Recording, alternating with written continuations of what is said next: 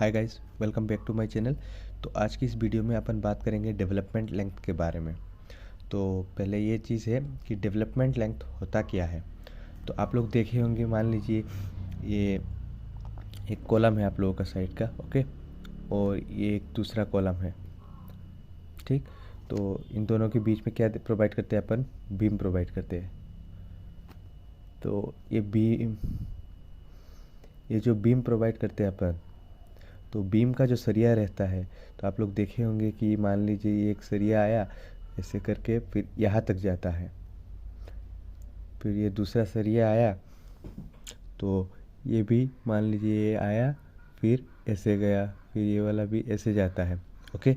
तो आप लोगों के मन में ये क्वेश्चन रहता होगा कि बीम तो अपन अपना यहाँ से यहाँ तक बीम का क्लियर स्पैन है, तो सरिया भी यहाँ तक रहना चाहिए, ये एक्स्ट्रा काहे क्यों जाता है? तो ये जो एक्स्ट्रा पार्ट जाता है उसी को बोलते हैं डेवलपमेंट लेंथ, ओके। बीम में हो, कॉलम में हो, हर जगह ये डेवलपमेंट लेंथ दिया जाता है। ये जो एक्स्ट्रा पार्ट रहता है ये उसको डेवलपमेंट लेंथ बोलते हैं, एलडी। उसको डेवलपमेंट लेंथ को अपन बोलते हैं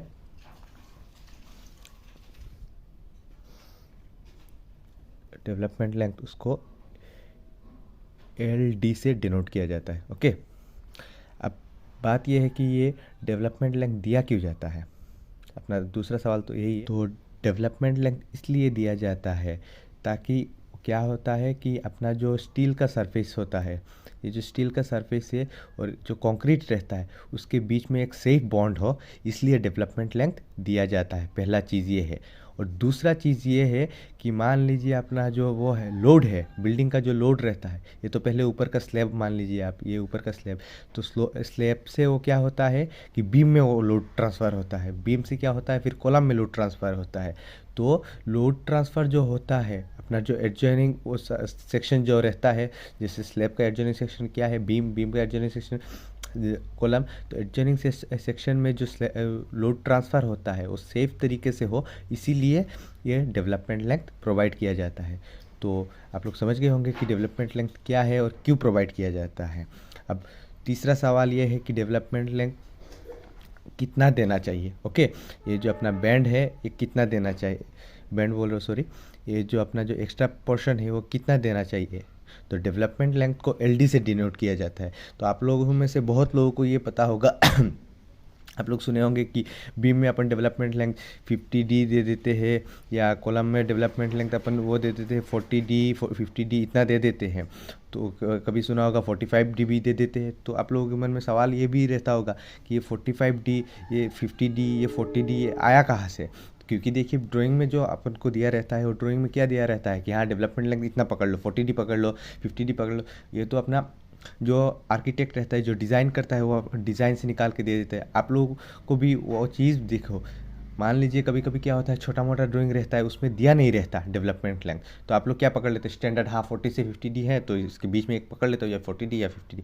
तो भैया देखो यार, अगर ऐसे पकड़ लोगे तो राफ आप लोगों का निकलेगा, एग्जैक्ट तो नहीं निकलेगा ना आप लोगों का। तो एग्जैक्ट निकालने के लिए कैसे निकालते हैं वो भी आना चाहिए आप लोगों को, ओके।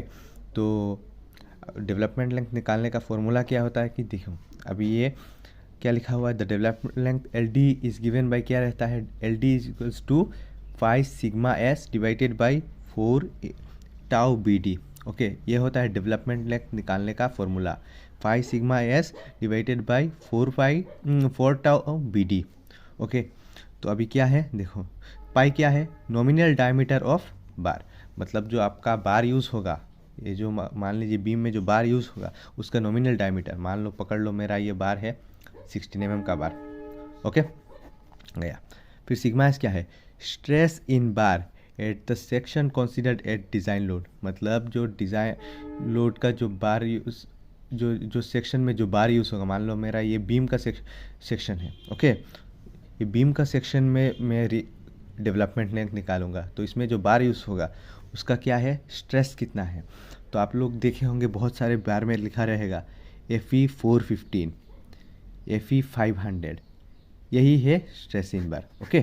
तो आप लोग अपना जो बार है उसमें देख लीजिएगा ये कितना दिया हुआ है, FE 415 है कि FE 500 है, ओके। फिर तीसरा क्या है, टाउ BD, ये क्या है, design bond stress, design bond stress, okay. तो अभी इसके लिए अपन को खोलना पड़ेगा क्या, IS कोड 456 2000। ओके, अब देखते हैं, 1 मिनट, मेरा IS कोड है मेरे पास, ये देखते हैं इसमें क्या दिया हुआ है। इसमें दिया हुआ है the calculated tension or compression in any bar at any section shall be developed on each side of the section by an appropriate development length or and encourage or by a combination thereof। Okay, तो development length का formula जो मैं बोला था, L D equal tau, sorry 5 sigma S divided by 4 tau B D. तो ये देखिए ये सब दिया हुआ है। तो अब क्या है, डिज़ाइन बॉन्ड स्ट्रेस क्या दिया हुआ है, तो अपना जो बाकी सब तो अपन को मिल गया है, बस यही चाहिए, tau B D design bond stress. तो डिज़ाइन बॉन्ड स्ट्रेस अपना कितना है, ये देखिए डिज़ाइन बॉन्ड स्ट्रेस के लिए दिया हुआ है, design bond stress in limit state method for plain bars in tension shall be as below. तो इसमें क्या लिखा हुआ है, design bond stress in limit state method for plain bars in tension shall be as below. तो इसमें दिया हुआ है कि प्लेन बार का जो बार में जो टेंशन का वो डिज़ाइन बॉन्ड स्ट्रेस होगा, तो ये इतना इतना होगा। ओके, तो अभी देखो इसमें भी 2 चीज़ें और सोचने के लिए है, जैसे टेंशन मेंबर एक चीज़ है और दूसरा है कंप्रेशन मेंबर, ये आप लोगों को पता है। ओके, तो आप लोग सुने होंगे कि अपना जो स्ट्रक्चर होता है उसमें 2 तरह का मेंबर रहता है, एक टेंशन मेंबर रहता है, एक कंप्रेशन मेंबर। टेंशन मेंबर कौन सा है, जैसे ये स्लैब है, जैसे आपका बीम है, ये सब है टेंशन मेंबर, क्योंकि इन लोगों के ऊपर डायरेक्ट टेंशन आता है, तो ये है टेंशन मेंबर। फिर आपका जो वो रहता है कॉलम, इसमें क्या होता है, कंप्रेशन पड़ता है इसमें, तो ये होता है कंप्रेशन मेंबर।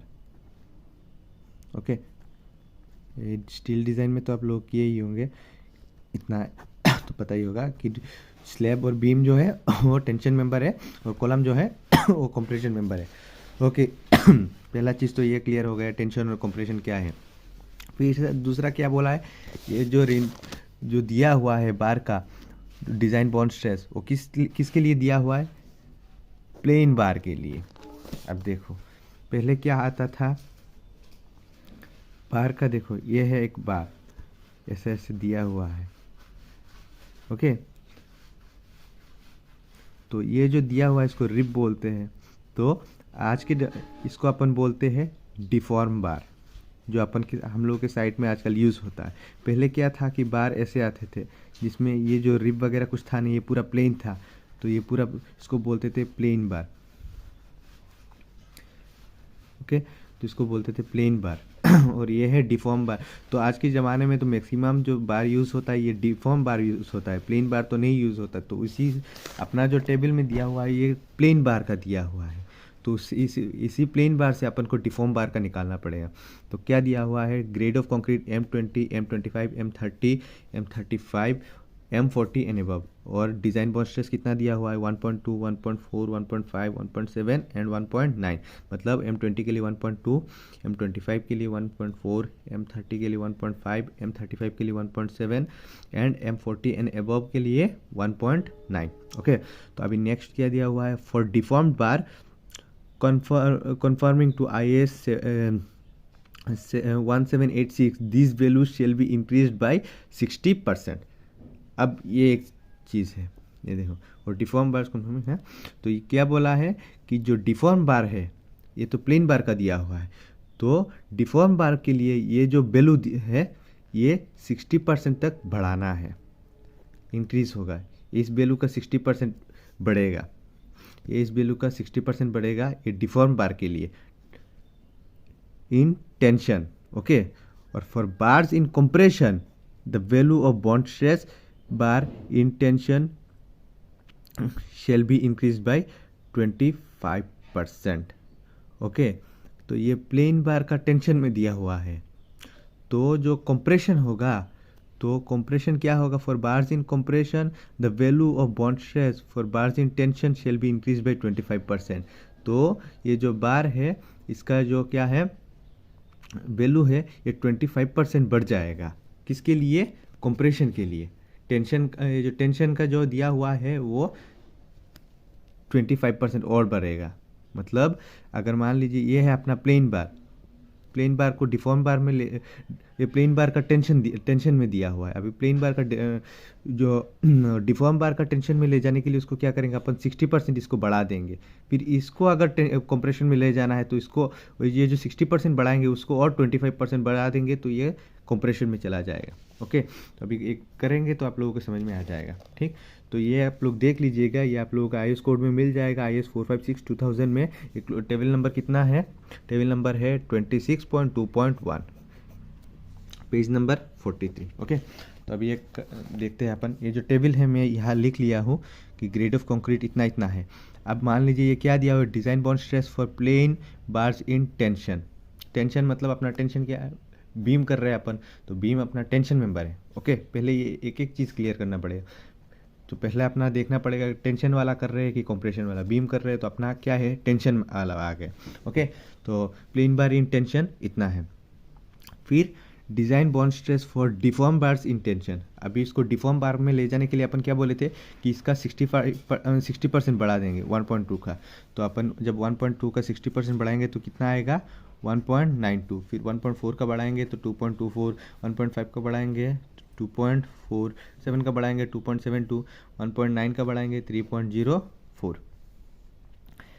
तो इतना अपना मिल जाएगा कि ये क्या है? डिफॉर्म बार के लिए टेंशन में अपना जो 60% हाइक करेंगे ये मिल जाएगा। फिर for example we have to find out the development length of beam where phi is equals to 16 mm, sigma S is equal to FE 500। ये आप लोग अपने बार में देख लीजिए कितना दिया हुआ है। फिर ग्रेड ऑफ कंक्रीट कितना पकड़ा हूँ मैं? ग्रेड ऑफ कंक्रीट मान लीजिए मेरे साइड में है M30, तो डेवलपमेंट लेंथ क्या होगा? 5 into sigma S divided by 4 tau BD, तो 16 अपना 5 हो गया। फिर सिग्मा एस 500, 4 तो अपना कांस्टेंट है। फिर टाउ BD क्या है? टाउ BD मेरा ग्रेड ऑफ कंक्रीट कितना है? M30, तो टाउ BD कितना होगा? 2.4, तो डिवाइडेड बाई तो सब करेंगे तो कितना मिलेगा अपना? 8.33 इतना 80 जो 833.33 मीटर जो MM इतना अपना वो होगा। डेवलपमेंट इतना डेवलप्ड करना पड़ा, इतना MM तक उसको बढ़ाना है 833.33। अभी इसको जब मैं वो करूँगा 833.33 मेरा वो डिवाइडेड बाई 16 क्या है मेरा? डायमीटर ऑफ बार। इससे जब डिवाइड करूँगा तो 52 पॉइंट इतना मिलेगा। अभी 52 और 16 को मल्टीप्लाई करेंगे तो अपना 833 मिल जाएगा। तो 16 क्या है? अपना वो है डायमीटर है ना, तो इस 16 को डायमीटर ना लिख के उसको डायरेक्ट D ही लिख दिया हूँ मैं। 16 ना लिख के उसको डायरेक्ट D ही लिख दिया डायमीटर ऑफ बार। तो मतलब LD इक्वल्स टू मेरा कितना आया? 52D। अभी ये 52 और ये 16 ये जब मल्टीप्लाई करेंगे तो ये निकलेगा। तो ये इसीलिए इसको ना करके मैं इसको यहाँ ले जाएंगे तो 16 हो जाएगा ना। अभी 16 को मैं क्या लिख सकता हूँ? D लिख सकता हूँ। तो 52.8 इंटू 16 ना लिख के 52.8 इंटू D, यही है। तो ऐसे निकालते हैं इसको। पूरा क्लियर हो गया आप लोगों का LD कैसे निकलता है डेवलपमेंट लेंथ। अभी मान लीजिए एक चीज़ है कि अभी इसको जब ये करेंगे, ये जो design bond stress for deform bars in compression होगा, तो ये जो वैल्यू है मान लीजिए ये प्लेन बार के लिए अगर रहेगा, design bond stress for plain bars in compression, plain bars in compression रहेगा तो इसका 25% बढ़ेगा।